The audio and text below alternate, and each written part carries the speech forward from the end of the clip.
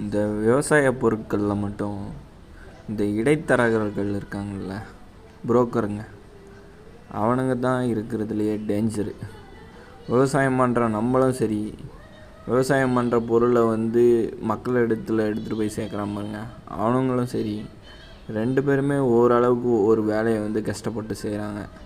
ஆனால் இந்த இடைத்தரகர்கள் இருக்கானுங்க பாருங்கள், ரொம்ப கஷ்டம். அவனுங்கிட்ட குடும்பம் நடத்துறது பெரிய கஷ்டம். ஓகேங்களா?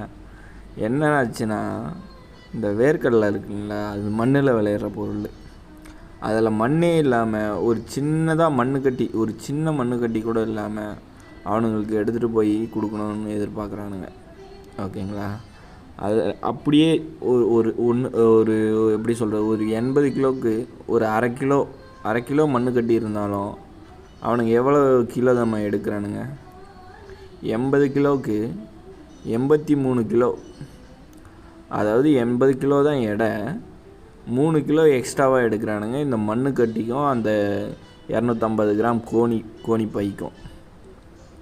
இப்படி இருந்தானா விவசாயத்தில் இருக்கிறவன் எப்படி உங்களுக்கு ஏமாறாமல் இருப்பான்?